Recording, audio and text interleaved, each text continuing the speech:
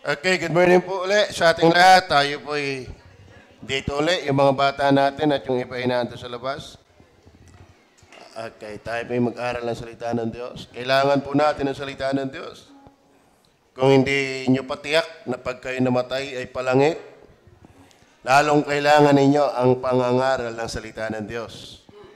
At kung kayo naman ay palangit na, dahil kayo nagsisi na ng inyong mga kasalanan, nananampalataya kayo na si Jesus lang ang tagapagligtas, kailangan nyo pa rin ang banal na kasulatan para tayo lumago, tumibay sa ating pananampalataya sa Panginoong Jesus.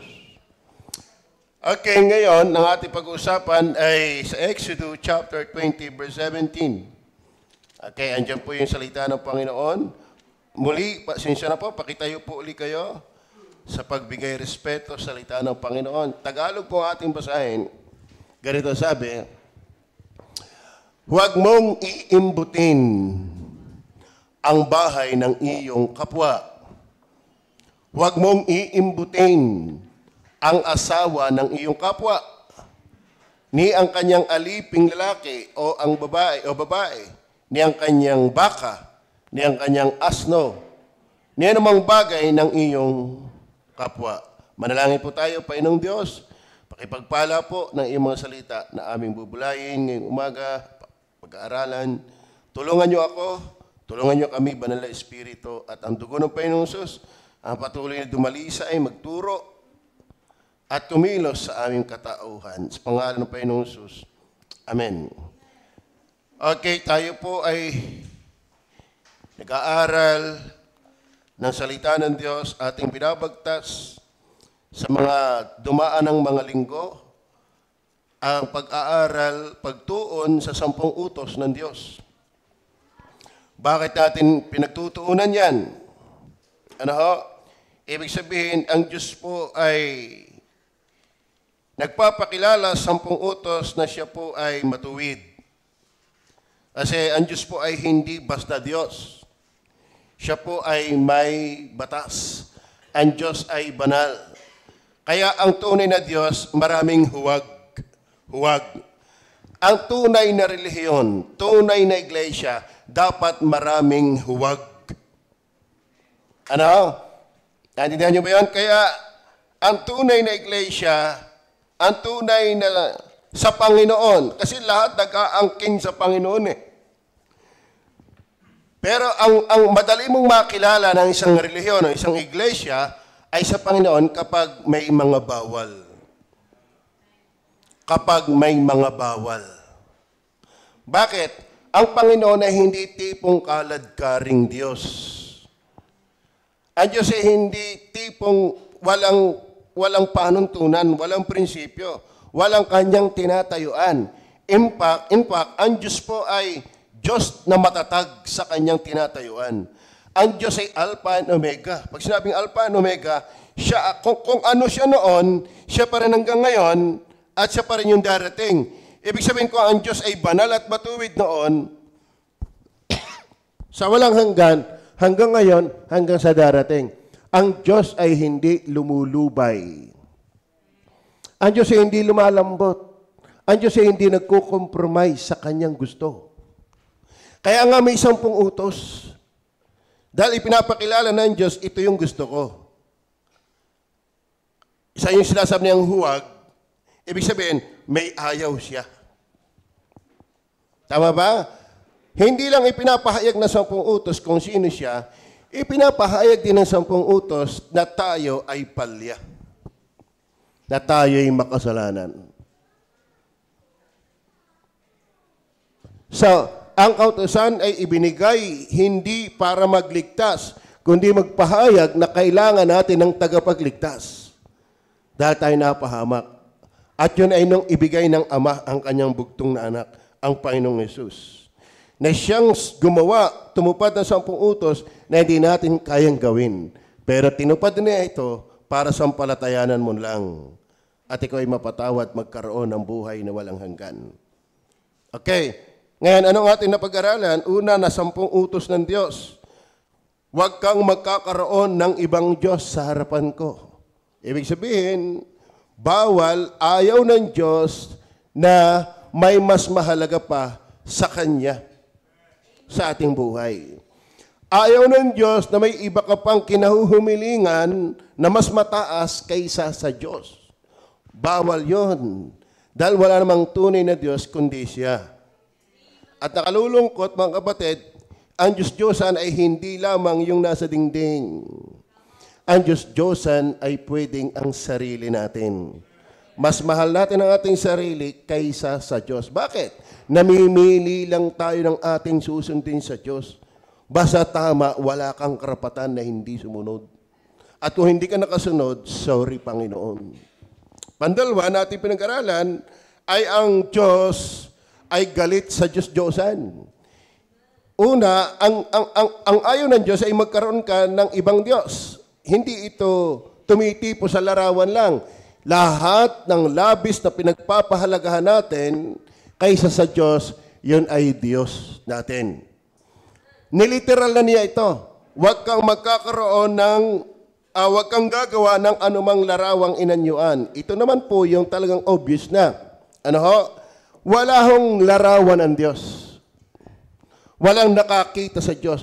At walang talagang pardrino ang Panginoon. Kaya ang Diyos po'y Espiritu. Ang Diyos po'y Espiritu. Kaya bawal sa Diyos ang Santo Niño.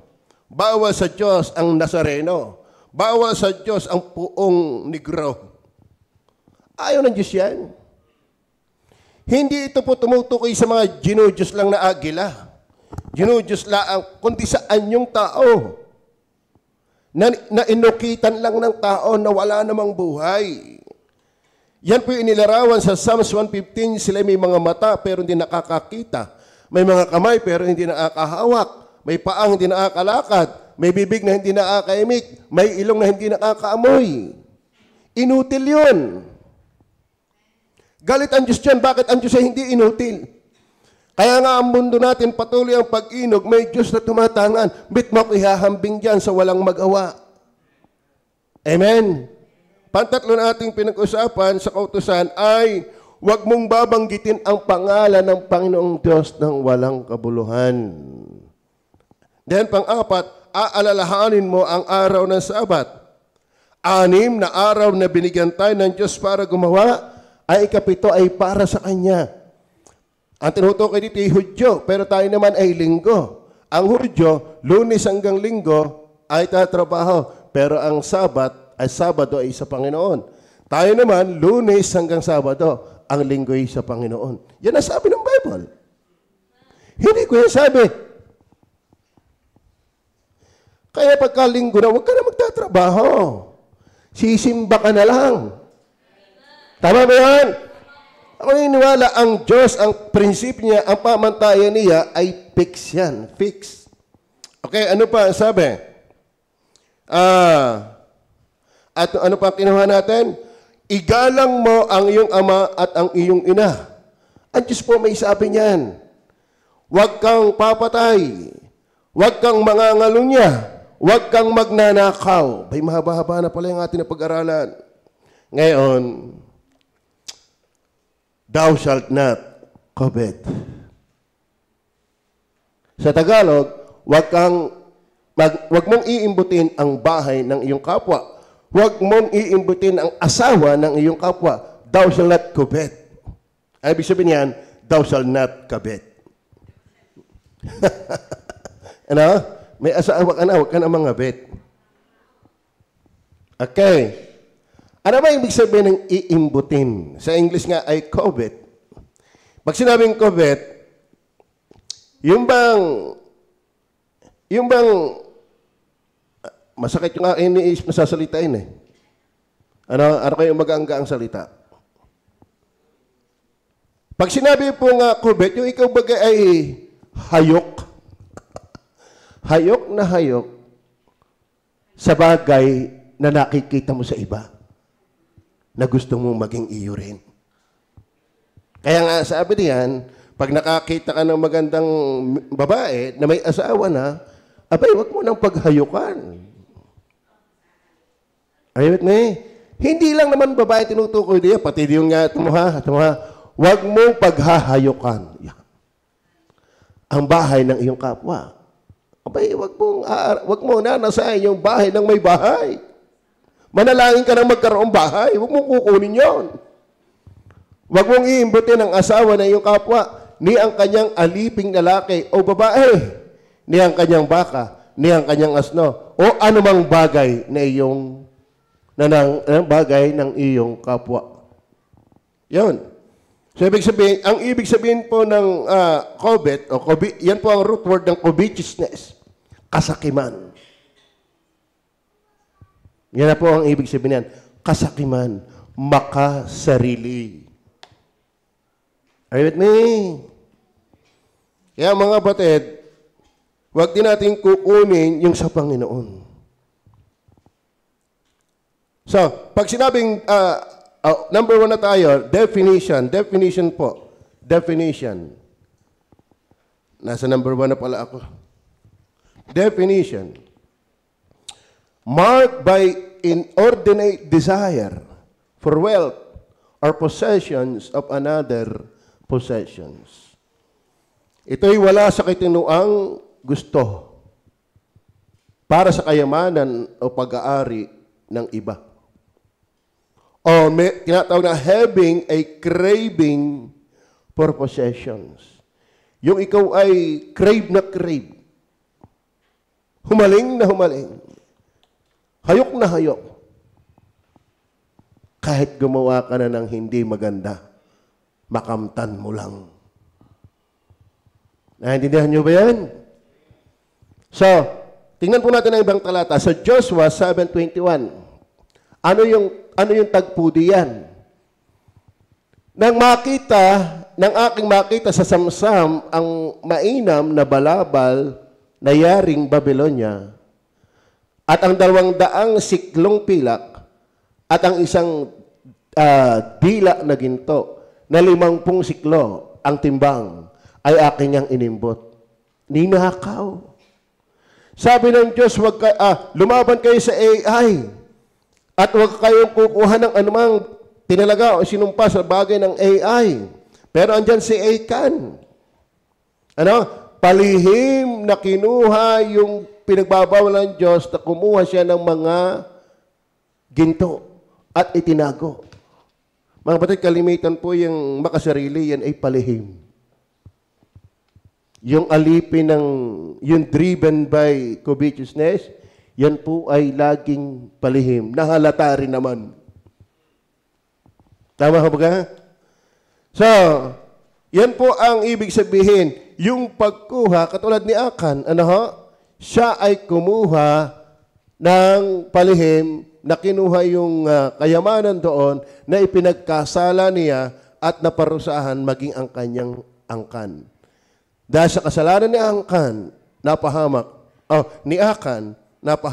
ang kanyang angkan. Kaya mga batid, sa kasalanan, hindi lang tayo ang damay. Tatanda natin, hindi tayo nag-iisa sa ating kasalanan. Minsan yung walang kamalay-malay nating kasambahay, maghihirap dahil ang ating kawalang takot sa Panginoon. At minsan yan ay ginagawa ng Panginoon kasi ang tigas ng ating puso. Minsan, pag sarili lang natin ang hinahampas ng Diyos, ay yabang natin, ang tigas natin.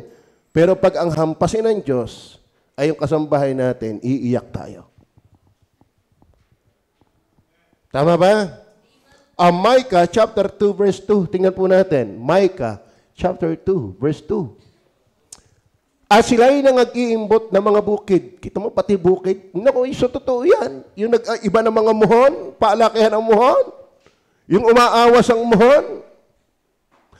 Nung magkabulita, magkasukatan niya, nasa 300 meters na ang nakuha, natapyas. Hanggang utik-utikin ninyo yung isang square na malapad at halimbawa ay 3,000 square meter. Utik-utikin ninyo yung palibot na yon. Ayun ay pagpahaba ay pinagsama-sama ng 100 meters na yon. May mga tao talagang sakim. At alam ng Diyos yan. Kaya nga ipinagbawal yan. Kasi masama yan. Amen.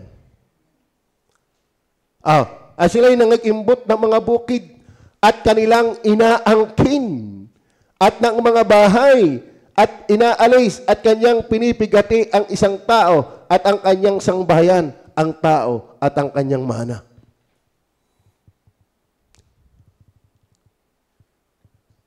Kinakamkam. At maraming ganyan. Maraming ganyan. Kaya minsan, pag wala, problema. Pag mayroon, problema rin. Nakakapatayan magkakapatid dahil sa gayaan. Dahil lang kasakiman. Alam mo, kapag ikinaligtas, biyaya ng Diyos, marunong ka na magpalamang. Mananalain ka lang, Panginoong, patamaan mo ng kulog yan. At least, hindi naman halata. Panalangin na lang.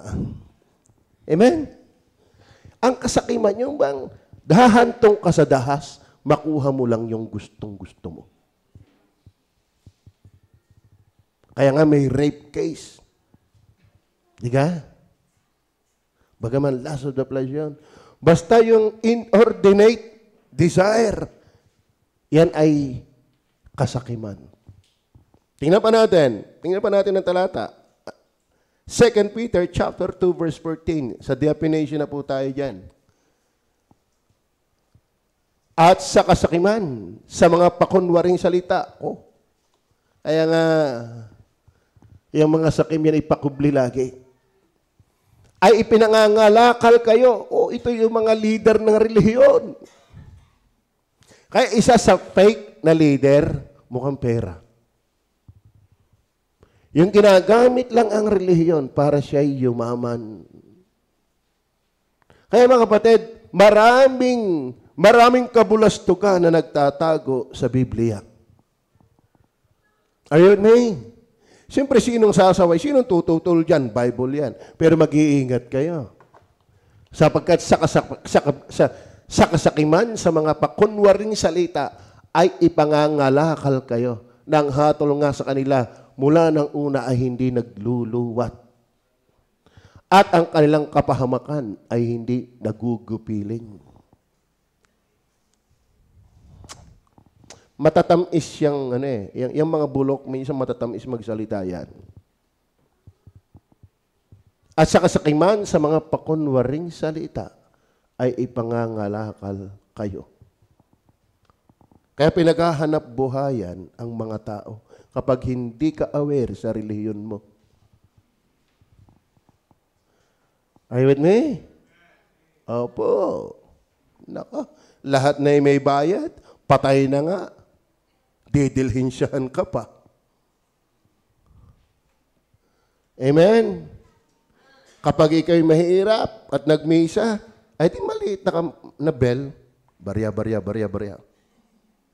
Okay yan. Napag-aralan namin yan. Kapag may mayaman, ay di kampana. Kwarta na.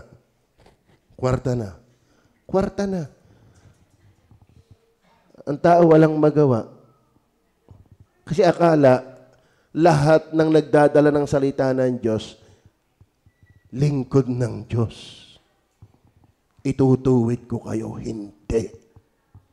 Maraming leader ng reliyon nagtatago sa kanyang pananalita. Pero ipinapangalakal ang mga tao. Ano ba pangangalakal? Di paghahanap buhay. Tama? Yan ay kasakiman. Tingnan pa natin.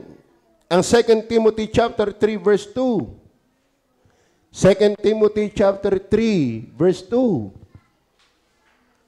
Sapagkat ang mga tao'y magiging maibigin sa sarili. Sa English, ito niya, for men shall be lovers of their own selves. Covetous. Magkasunod din lovers of their own selves. Covetous. Kasi magkasing esensya yan. Ang makasarili ay sakim. Covetous. Kaya yan ang kalaban ng pagiging giver. Yang covetousness. Sa totoo na, walang giver na covetous. Are you listening? Okay. So, naipaliwanag natin, sabi diyan, sapagkat ang mga tao'y magiging maibigin sa kanyang sarili. may biging sa salapi, mayayabang, mga mapagmalaki, mapagtungayaw, masuwayin sa mga magulang, mga walang turing, daig niya tituring, mga walang kabanalan. So,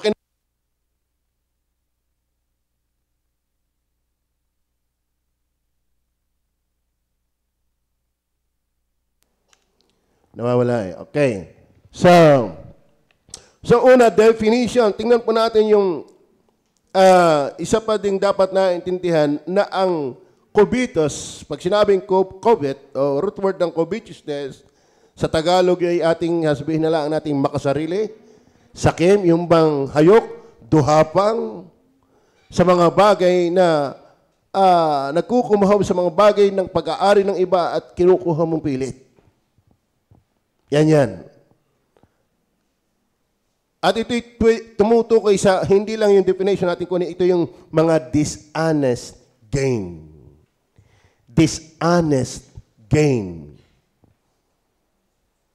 Tingnan niyo po, 2 Peter chapter 2 verse 3. Balik tayo diyan. At sa kasakiman, sa mga pakunwaring salita ay ipangangalakal kayo. May mga nagkakaroon dahil ng kasinungalingan. Naintindihan niyo ba yan?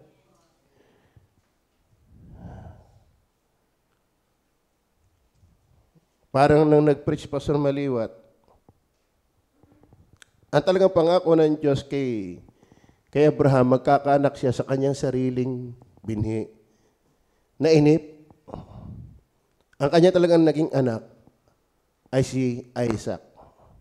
Pero bago dumating sa Isaac, nagkaanak siya ng Ismael. Tama? So yun ay anak sa pagkakasala dahil nainip. So merong legit na anak at merong anak na legit din naman, kaya sila sa pagkakamali. Kaya kanya pamagat, kanino ang iyong anak? Yun ang kanyang topic eh. Ewan ko lang sa English yun. Nalimutan ko na. Minsan mga kapatid, yung nasa atin, anak ba natin? Bayuon, hindi magpa-DNA. Ano ibig sabihin? Gano'n ka katiyak nang nasa iyo ay talagang dapat ay iyo. Amen? Naintindihan niyo ba yan? Kasi maraming taong tinataglay nakuha sa daya. Nakuha sa kasinungalingan. Nakuha sa maling kaparaanan. Yan ay yung kasakiman. Dishonest gain. Nagkaroon ka pero hindi sa tapat na kaparaanan. Amen? Yan po ang sabi ng Diyos, huwag kang maghihimbot. Ibig sabihin, titiyakin mo na yung nasa iyo ay talagang iyo. Parang ito si King Ahaz. Ahaz ba yan? Kalay, pangalan pa lang, nakakaano na eh. Meron siyang nasasakupan ng pangalay sinabot. Nakursunadahan niya yung kanyang property. Bibili naman niya eh, kaso ayaw eh. Ay, minana ko pa ito. Yan po ang mahirap bilhin minsan eh, yung minana pa. Kahit minsan walang-wala na, hindi ipagbili dahil maana pa eh. Binigay yung sinabot, ay nalungkot ito si King Ahaz. Nakita ni Jezebel, ba't malungkot ang hari? Dahil kursunada ko yung yung lupay ni Nabot, ayaw ipagbili sa akin. Nilansi ni Jezebel. Tama? Garit. Kung nabasa niyo yan, hanggang pinapatay si Nabot. Pinapatay si Nabot. At naging pag-aari ni Ahaz yung property ni Nabot. Nagkaroon siya dahil pinatay si Nabot. Are you with me? Dishonest gain. Laging halimbawa sa inyo, sana may cellphone ka, na maganda dahil nag-tides ka. Sana may maganda kang bahay dahil nag-tides ka. Sana maganda ang sasakyan mo dahil nag-tides ka. Minsan, ang kalungkot, nagkakaroon ka dahil kinukuha mo yung hindi iyo. Dishonest car. Dishonest house.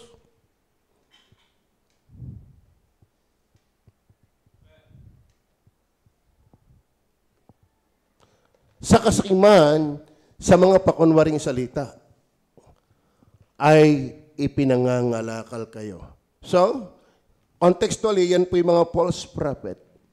May mga nagtuturong yumayaman dahil pinapangalakal talaga ang miyembro. Bat-bat ng kasinungalingan. Alam niyo ba, ang tunay na leader hindi dapat nabubuhay sa pagpaparinig.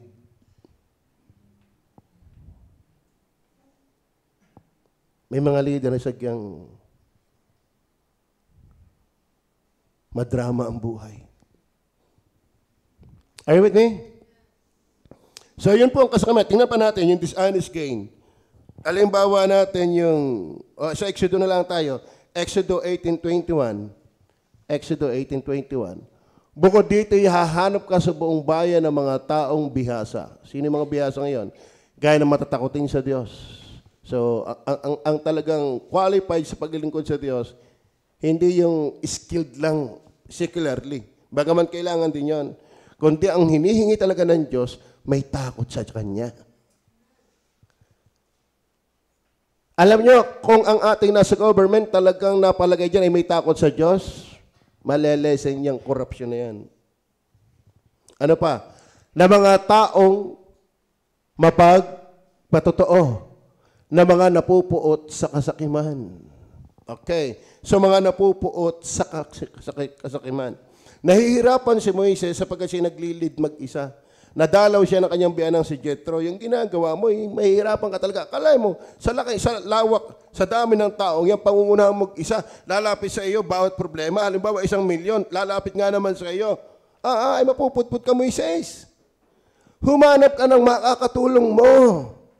Na yung pinakamalaki nila at mahirap na suliranin ang lalapit sa iyo, pero pagkakayang-kaya mo, simple lamang, maglagay ka ng leader sa 100, sa 1,000, sa 10, maglagay ka. Para gumaan yung trabaho mo. Di ka? Nabasa niyo ba yun? Pero sino ilalagay mo? Yung galit sa kasakiman. Bakit? Pag nasa posisyon na, nayaman, walang problema kung tapat.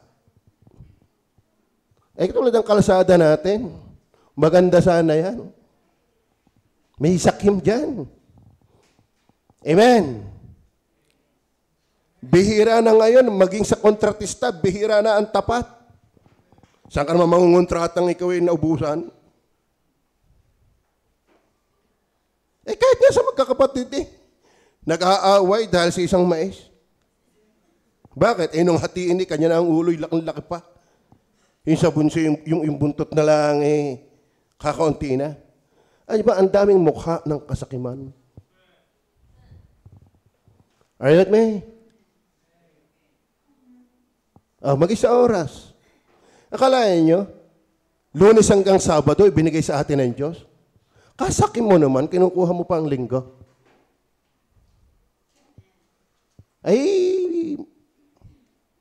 Minsan, mahirap, hindi paniwalaan. Kung unbeliever ka Anong malay mo dyan? Pero kung believer ka naman, ganyan pang estilo mo, parang di ka natututo. Ang linggoy sa Diyos yan, huwag kang sakim. Bawal yan. Ang haba-haba ng araw, Lunes hanggang Sabado, hanggang linggo ka naman, iyo pa rin. Amen. Amen. Maraming mukha yung kasakiman. Pwede nga pinakamataas na sakim, yung lagi kang nakasentro lang sa sarili mo, namimili ka ng sitwasyon. No.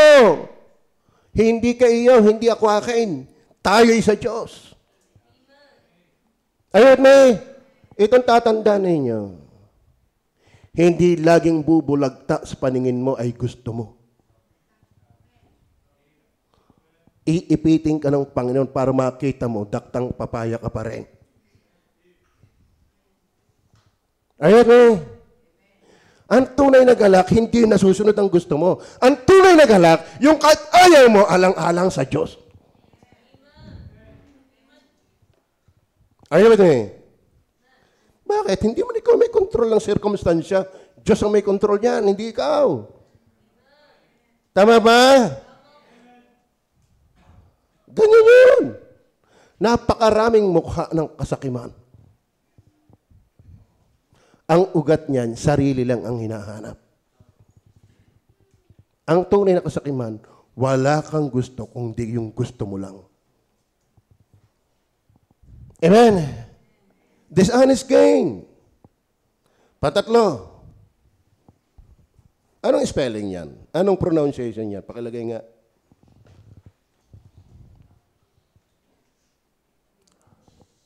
Pakilagay ng ED na yan. Past tense na yan.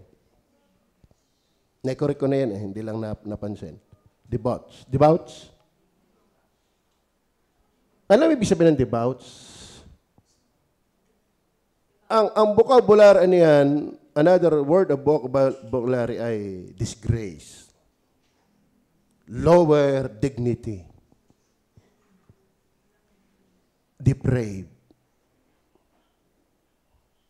Ibig sabihin mga kapatid, ang kasakiman, binigyan natin yung definition, binigyan natin yung dishonest gain. Sa Bible ha, kasi ang ginawa ko, hiniwag-hiwag ko yung lahat na may word na covet, covetous, and covetousness. Yan naman ang magkakasama eh. Pag nakita mo yan, binaybay mong lahat ng talata, papatas na yun ng kanya. Yun ang pag-aaral ng Bible. Ngayon, mahahagib din diyan salitang debauch. Tingnan po natin na Isaiah 57:15. Sapagkat ganito ang sabi ng mataas. Bit 15. 17 yata yan. 17. Sorry. Nasanay ako sa 15 eh. Life verse ko yan. Ano sabi dyan? Dahil sa kasamaan ng kanyang kasakiman, yan. Lumantad na yung covetous ay kasakiman. Ay napuot ako. Atin lang pansinin, yung kasamaan ng kanyang kasakiman. Mga kapatid, ang kasakiman ay kasamaan. Are you with me? Tanya ha? Sino ba ang talagang unang pasimuno ng kasakiman? Sa Isaiah 14 verse 13 and 14, sino yun? Si Lucifer. Sino si Lucifer? Si Satanas. Si Satanas by good. Pero ano yung buod ng kanyang pagiging masama? Ang pagiging covetous. Pati kalwalhatian ng Diyos gusto niyang agawin. Pati trono ng Diyos gusto niyang agawin. At siya'y nakipaghimok, lumaban, nagrebelde, nangalap pa siya ng 1/3 ng mga angels para pilit na agawan ng kalwalhatian ng Diyos. Yun ang esensya ng kasamaan, ng covetousness. Masama talaga. Amen. Amen.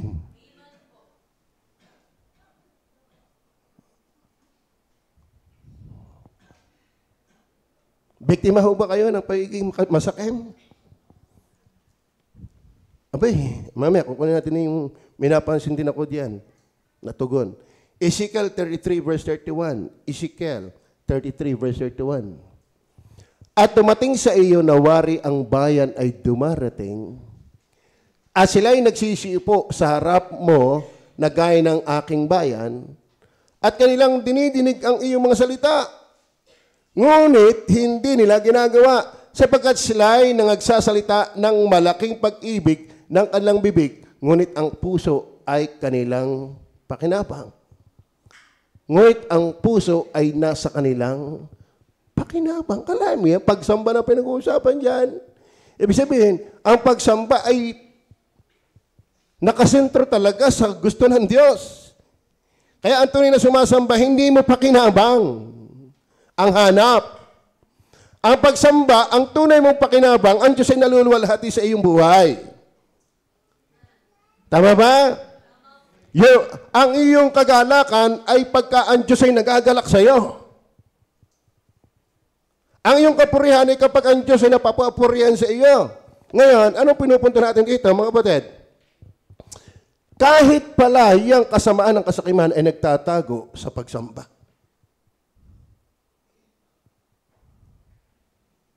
Di kaya ang lalim niyan. Kasi pwedeng nakaupo tayo dito, pero ang hinahanap mo yung gusto. Kaya kapag napapakinggan mo salita ng Diyos, hindi pabor sa iyo, hindi ka maka-amen. Pero pagka pabor sa iyo, amen, tagal-tagal pastor. Malalim yan, kasakiman. Kasi nagtatago yan maging sa salita ng Panginoon.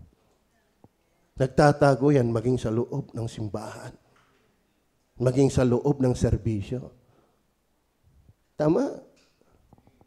Oo, pero ang kanilang puso ay nasa kanilang pakinabang. Kaya maraming membro ng ng mga prosperity gospel. Bakit? Puro doon ang mapapakinggan mo, yayaman ka. Gaganda mo, wala yung karamdaman. Kasi yun ang gustong-gusto ng tao. Yan ay kasakiman. Malalalim po. Matthew 7:22. Matthew 7:22. Ano po sabi ng Bible? At dumating sa iyo na Mark 7:22. Ang mga kasakiman, inilalarawan dyan ng Panginoong Jesus yung puso ng tao, sapagkat mula sa puso lumalabas ang masamang pag-iisip. Ang mga kasakiman, therefore mga kapatid, debauch. Ang taong sakim may masamang puso.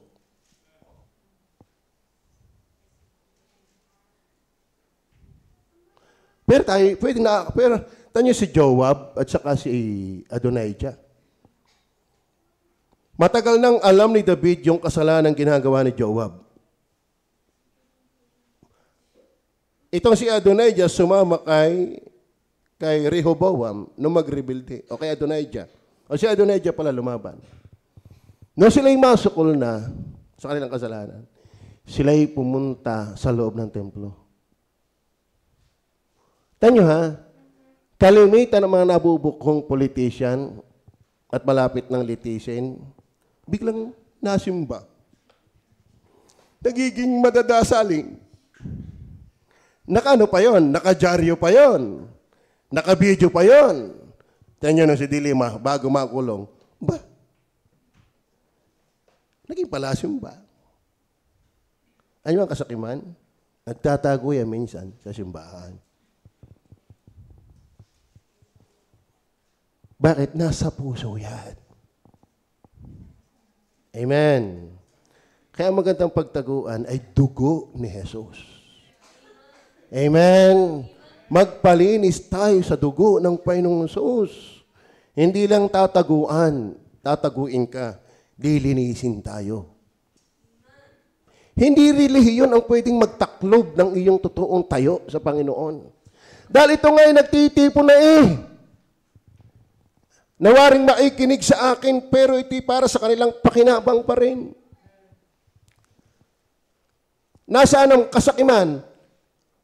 Ang mga kasakiman, ang mga kasamaan, ang pagdaraya, ang kalibugan, ang matang masama, ang kapusungan, ang kapalaluan, ang kamangmangan. Ayan verse 23. Ang mga ito nanggagaling sa puso. Therefore, kung bakit may nakikita sa atin, sa iyo at sa ating lahat, na mga anyo ng kasakiman, dahil yun ang ating pagkataong loob. Amen? Huwag na tayo mag-alibay, huwag na tayo mga tuwiran, bumaba na lang tayo. Kasi lalo tayo na pangit na nga yung ugaling sakim, mga ngatwiran ka pa, di lalong dinagdagan mo yung kasamaan. Kung kayo magbabasa sa Bible, sa Leviticus, kapag ikaw nagkaroon ng bukol, pero hindi kumalat, buni lang yan. Tama ba? Pero kapag ito'y kumakalat, lumalaki, ikukulong ka ng 1 linggo. At kung lumaki, tatagalan ng kulong.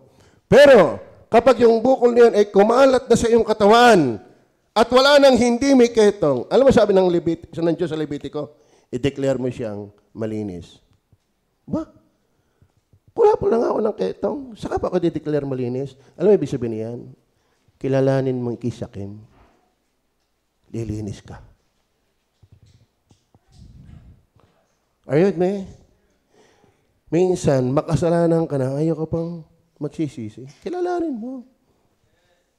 Idideklara ka ng Diyos na malinis. Yung wala kang ipagmamalaking malinis, idideklara ka ng Diyos na malinis. Pero kapag ikay nagtatago, ikaw ano-ano pa, garni, lalo ka lang. Hindi nakaka-impress sa iyong kapwa. Are you with me? Amen? Bakit may Bible tayo para hindi tayo mahinang bumasa ng pagkatao? Kapag ikay nakakaintindi ng Bible, mababasa mo ang tao. Actually, napakadaling basahin ng tao. Tama ba? Yung mga psychologists nag-aaral pa ng mga body language, maging yung pagsusulat, pero hindi sila accurate. Pero pag malalim ka sa Bible, kaya mong sabihin kung sino ang tao. Hindi lahat ng pumapalakpak masaya sa Panginoon. Totoo. Pero sabihin ko sa iyo, pwedeng maging totoo ka ngayon, pero bukas ay hindi. Ganyan tayo kahina. Amen? Ang lahat ng masamang bagay na ito ay sa loob nagsisipang galing. Tingnan mo yan. Bakit may kasakiman? Kasi ang ating puso ang sakim. Makasarili. Amen? Ang Panginoong Jesus lang ang wala niyan. Pero lahat tayo meron yan. At minsan yung kasakiman nagtatago sa magandang anyo. Ito ha. Pwedeng pagtaguan ko ang pamilya ko ng aking kasakiman. Bakit? Be ko ibibigay sa Panginoon. Paano yung pamilya ko? Amen? Tama ba? Panginoon muna, bago yung pamilya. Amen. Ganyan po ang Bible. Devouts. Colossians 3 verse 5. Ano sabi ng Colossians 3 verse 5? Patayin nga ninyo ang inyong mga sangkap ng katawang nasa nga sa ibabaw ng lupa. Ano yon? Pakikapid, karamihan, masamang pita, masamang nasa, at kasakiman. Nakahilira ang masamang kalikasan ng kasakiman sa pakikapid. Hindi lang kung masama ang pakikapid, hindi lang ang pakikapid ang masama. Karamihan, yung kabastusan, masamang pita. Yung talagang yung driven ka ng matinding pagnanasa ng laman, masasamang nasa at kasakiman.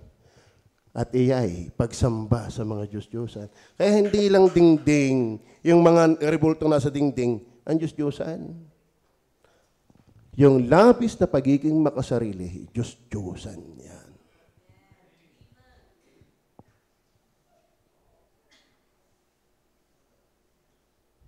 At hindi ko alam. Lalo pa ngayon, hindi namamatyaga ng tao ang ginagawa ng kanyang kapwa. Sa messenger pa lang. Naniniwala ho ba kayo doon? Kasi pwedeng merong ditong na-attend na hindi na-attend na nanatitisod sa atin dahil lang messenger. Amen? At walang nakakaalam.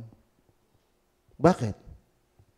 Pwede yung mga may natao dito na tinetext, kinachat ng hindi natin alam.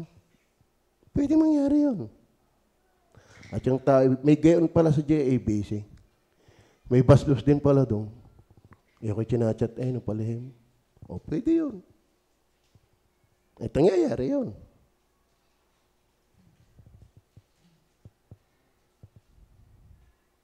Patayin nga ninyo yung mga sangkap ng katawang na nga sa ibabaw ng lupa. Ano yon? Isa diyan ay kasakiman. So, ang kasakaman ay masama. Debauch. Pag sinabing debauch, lowered in character, dignity, or quality. Ibig sabihin, ang kasakiman ay nag-alis ng magandang pagkatao sa paningin ng Diyos. Amen o ba? Tama ho ba? Ano pa? 2 Peter chapter 2 verse 14 again. Tingnan nyo dyan. 2 Peter chapter 2 verse 14. Bibilisan ko na lang. Na may mga matang puspos ng pangalo niya at hindi maaaring maglikat sa pagkakasala na umaakit sa mga kaluluwang walang tiyaga at may pusong sanay sa kasakiman. Another prophet yan. Pusong sanay sa kasakiman. Matang puspos ng pangalo niya, hindi maaaring maglikat sa pagkakasala. Ibig sabihin, talagang debauch talaga. Walang segundong hindi nasa kasalanan ang sakim. Para yan Genesis 6 verse 5, hindi naglilikat sa pagkakasala. Walang panahon sa harapan ng Diyos na ang sakim umayo sa Diyos. Are you listening? COVID. Yan po ang COVID. Then number 4, doom. With Eden na po yan. Na-correct na po yan. Doom. Alam niyo ba ang sakim ay napahamak? Psalms 10 verse 3, ano sabi dyan? Sapagkat ang masama ay nagmamalaki sa nais ng kanyang puso. At ang mapag-imbot ay nagtatakwil, oo, nagwawalang kabuluhan sa Panginoon. Yan. Kaya halata mo ang sakim, napahamak yan. Bakit? Nagwawalang kabuluhan sa Panginoon. Are you with me? Kaya ang mukha ng kasakiman, ang Panginoon ay walang kabuluhan.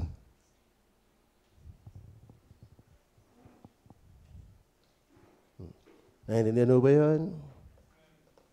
Oh. Kaya sabi ko sa inyo, ang kasakiman hindi lang sa pera, hindi lang mang-agaw ng may asawa ng may asawa. Yung araw ng sa Panginoon, inaagaw mo pa. Kahit ang tigas-tigas ng salita ng Diyos, iti sa Kanya, aagawin mo pa rin yun.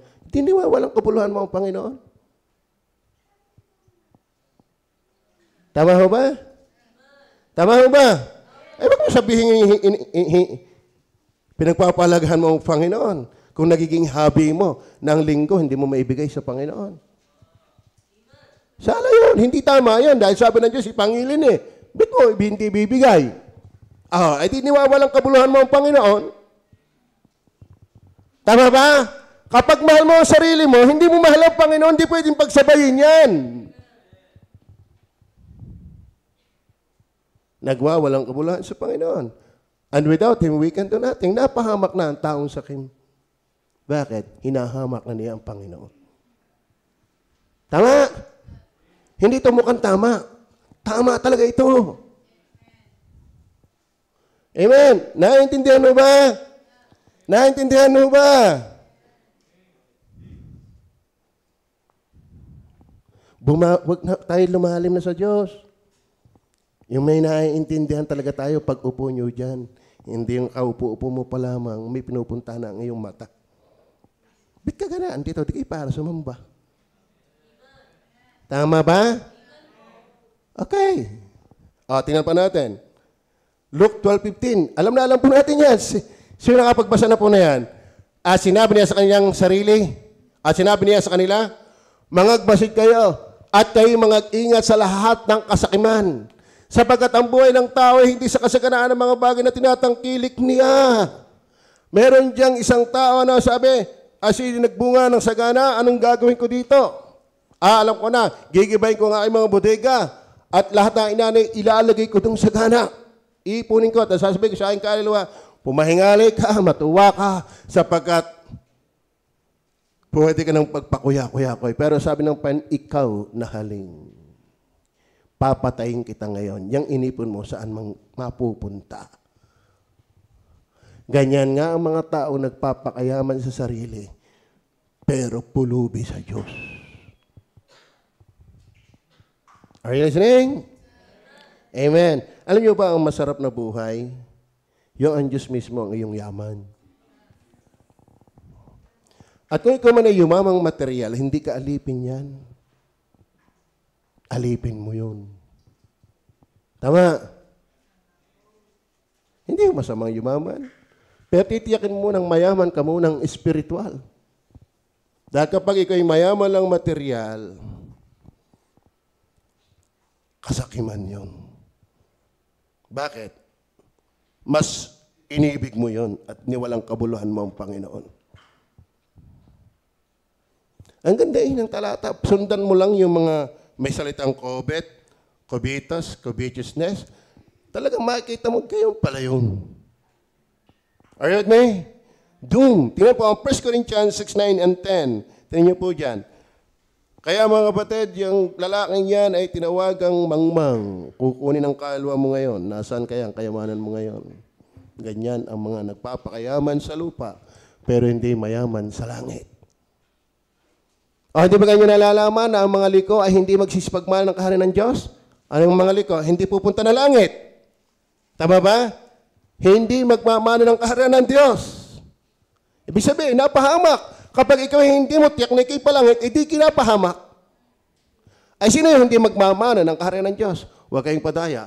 Kahit ang mga pakapid, ni ang mga manamba sa Diyos-Diyosan, ni ang mga pangalunya, ni ang mga nambababae, ni ang mga mapakapid sa kapwa-tao, ni ang mga magnakaw, ni ang mga masasakim.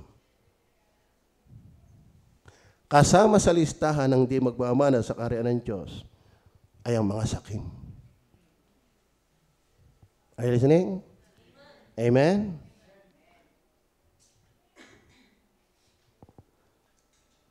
First Timothy chapter 6 verse 10. Wala na on time.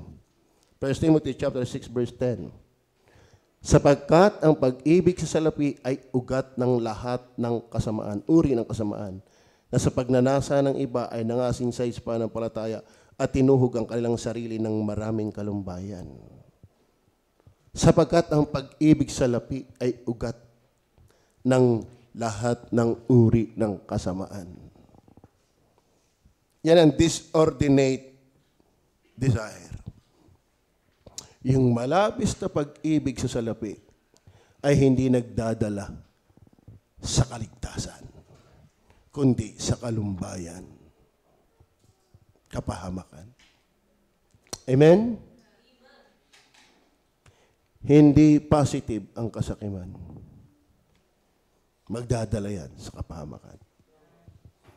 Yan. Last, isang talata lang. Psalms 1:19-36. David's prayer. David's prayer. Ikiling mo ang aking puso sa iyong mga patotoo at huwag sa kasakiman. Amen? Sana, ito'y panalangin ni David. Sana panalangin din natin. Ibig sabihin, sino ba si David? Si David ay lingkod ng Diyos, say anak ng Diyos. Kaya ang anak ng Diyos may panalangin sa kanyang puso, Lord, sana ang aking puso'y nakakiling sa iyong mga patotoo. Sana ang aking puso'y sa iyo naghahangad at huwag sa kasakiman. Amen. Kaya ang Lunas, para hindi tayo maalipin, mabago tayo, mula sa bawal ng Diyos, huwag kang mag-iimbot. Huwag kang mag-iimbot. Maging panalangin nawa natin yung David's prayer. Lord, ikiling mo ang aking puso sa iyong mga patotoo. Alam niyo, ang nagbabago ng ating puso, hindi tayo. Amen? Hanggat ang tayo hindi ligtas, yan ay nakaharap lamang sa gusto ng sarili. Ang destinasyon, ang direction ng ating araw-araw na buhay hanggat hindi ka ligtas, hanggat hindi binabago ng Diyos sa iyong puso, puro kami lang ang gusto mo. walang pakialam sa iyo. O wala kang pakialam kung ano yun sa Panginoon. Pero palibasa si David ay ligtas. At kung hindi ka pa ligtas, sana'y panalangin mo yung David's prayer. Pakibasa ulit ng talata. Ikiling mo ang aking puso sa iyong mga patotoo. Kung gusto mo maligtas, maahon ka sa buhay na wala nang inapuhap, wala nang inasikaso, wala nang iningli, wala nang ginusto, kundi yung pabor lang sa iyo, ikaw ay napahamak. Doom, debauch. Pero magtaglay ka nawa ng ganitong panalangin. Lord, ikiling mo ang aking puso sa iyong mga patotoo. Bakit? Hindi yan kaya natin eh. Kaya manalangin ka, Lord, baguhin mo ang aking puso. Amen. Na sana itong pusong ito mag-iba ang pihit. Kumiling papunta sa iyo. Hindi yung laging paakin. Pa sa iyo, hindi yung paakin. At kahit tayong Kristiyano, manalangin pa rin tayo na talagang tayo, Lord, ikiling mo palagi ang aking puso pa sa iyo, hindi paakin. Dahil tayo ay lalago sa Panginoon kung pa sa Kanya, hindi yung paakin. Tama ho ba? Ipanalangin mo natin yun. At kung hindi ka paligtas, humingi ka ng puso na nakakiling sa Diyos. Hindi yung sa sarili mo lang lagi. Dahil ang pusong nakakiling lang sa sarili, napahamak. Maliwanag ko ba? Kaya pag kayo sisimba, huwag kang mamimili ng gusto mo lang pakinggan, kundi yung salita ng Panginoon. Tama ba? Maliwanag ko ba? Kalahin mo natapos natin 10 utos. Ang galing mo naman, nakasampu kang hindi tayo mababago. Amen? Tayo manalangin. Panginoon Diyos, sa langit, salamat.